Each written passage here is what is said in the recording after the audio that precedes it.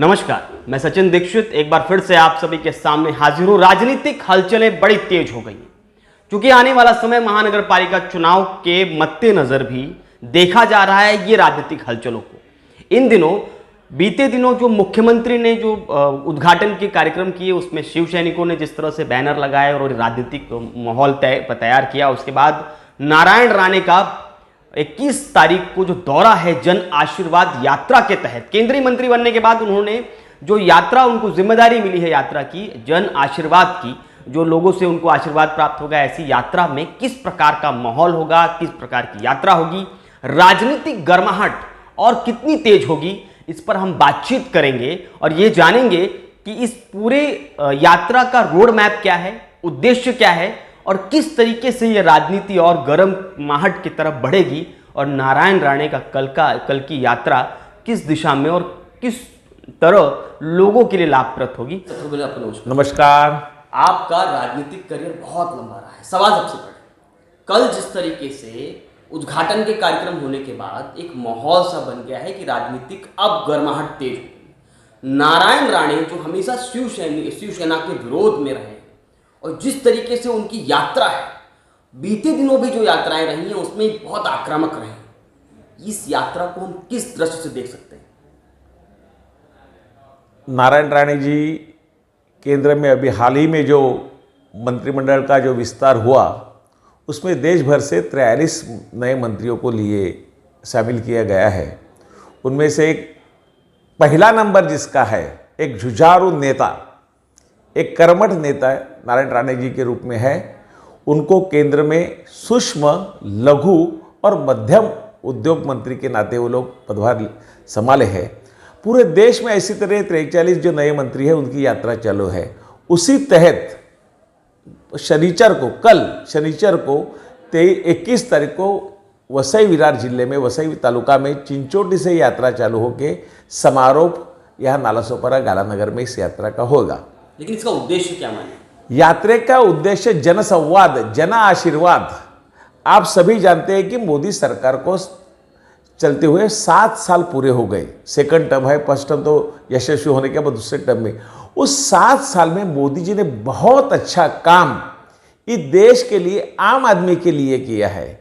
उदाहरण तौर पे मैं 2-4 काम तो गिनूंगा, बाकी गिनने के लिए जाएगा तो घंटों जाएंगे। उसमें 80 करोड़ लोगों को 18 महीना ये कोरोना के महामारी में विदाउट एनी चार्जेस, 0 फ्री में राशन दिया। आयुष्मान भारत योजना 50 करोड़ से भी ज्यादा लोगों से उसका फायदा होने वाला है। ऐसी अनेक योजना है। शेतकरियों के लिए, किसानों के लिए योजना है। 6,000 रुपया सालाना उसके खाते में अभी आने लगा है। हर 4 महीने में 2-2 हज़ार रुपया आता है। शौचालय के लिए योजना है, स्वच्छ भारत योजना के तहत शौचालय की योजना है। जनधन योजना है, जनधन खाते में जो पैसा मोदी जी डालते हैं स्कीम के, वो डायरेक्ट आता है। ऐसी अनेक योजना है, वो योजना लोगों तक पहुंची है।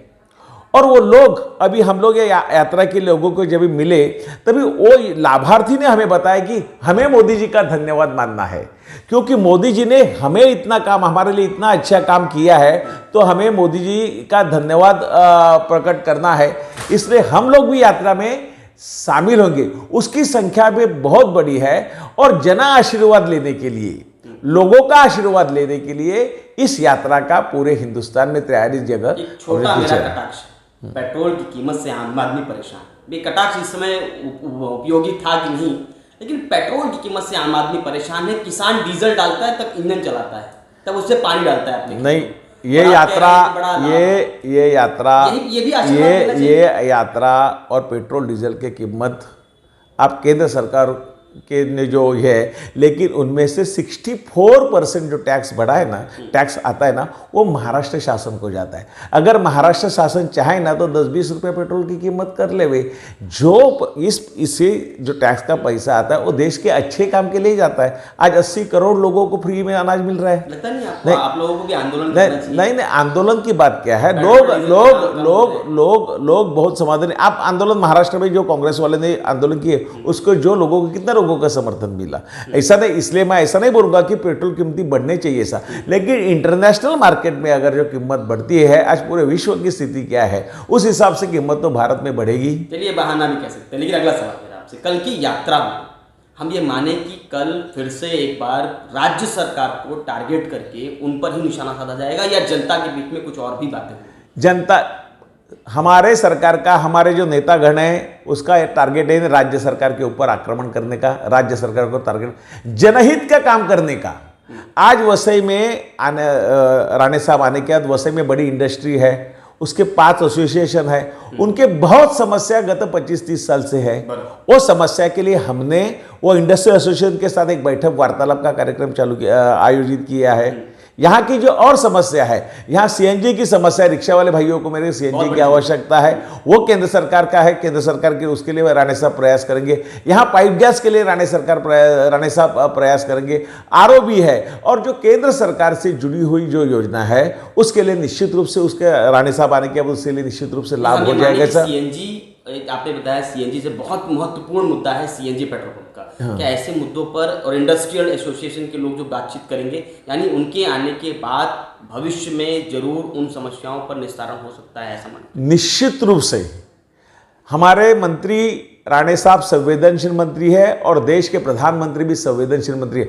लोगों को क्या चाहिए, लोगों को जिससे लाभ होना, कौन से चीज से लाभ होगा, वो करने वाले हमारे प्रधानमंत्री और हमारे नारायण राणे साहब है। इसलिए हमें पूरा विश्वास है जनता के हित के लिए जो है, यहाँ के इंडस्ट्रियल लोगों की समस्या क्या है, वो समस्या निश्चित रूप से आने के बाद हल हो गया, ऐसा हमें पूरा विश्वास है। एक आखिरी सवाल, बहुत बार देखा गया है इन कार्यक्रमों में सोशल डिस्टेंसिंग, मास्क और ये सब चीजें इंपॉर्टेंट रहेंगी। इस कार्यक्रम में विश्वास दिलाते हैं कि कार्यकर्ताओं को आह्वान या कोई बात? मुझे पूरा विश्वास है, भारतीय जनता पार्टी के कार्यकर्ता और आम नागरिक इसका पूरा ध्यान निश्चित रूप से रखेंगे। और मैं आपके माध्यम से आह्वान भी करता हूं कि सोशल डिस्टेंसिंग, मास्क, सैनिटाइजर पूरा ख्याल रख के ही यात्रा हो जाएगी, और लोग जो सम्मिलित होंगे वो भी पूरा इसके ऊपर निश्चित रूप से ध्यान देंगे, ऐसा मुझे पूरा विश्वास है। बहुत बहुत धन्यवाद। नमस्कार। इन सब बातों को सुनने के बाद एक बात तो स्पष्ट है, कल की यात्रा राजनीतिक उठापटक और कहीं न कहीं गर्माहट वाली होगी। नारायण राणे जब कल प्रेस कॉन्फ्रेंस करेंगे और अपनी बात रखेंगे तो वो किस प्रकार की घोषणाएं करेंगे, यात्रा का अनुभव बताएंगे, और लगभग ये बात तो तय है कि उनके हर प्रेस कॉन्फ्रेंस और हर भाषण में राज्य सरकार पर करारा निशाना जरूर होता है। तो कल किस प्रकार उनके बिंदु होंगे, वचन होंगे और बातें होंगी, सब देखने वाली बात होगी। कल राजन नाईक का रोल महत्वपूर्ण है, उनके ऊपर इस पूरी यात्रा का श्रेय जाएगा। प्रशंसा होगी या अप्रशंसा, ये कल की यात्रा के बाद तय होगा। आज के लिए इतना ही, धन्यवाद।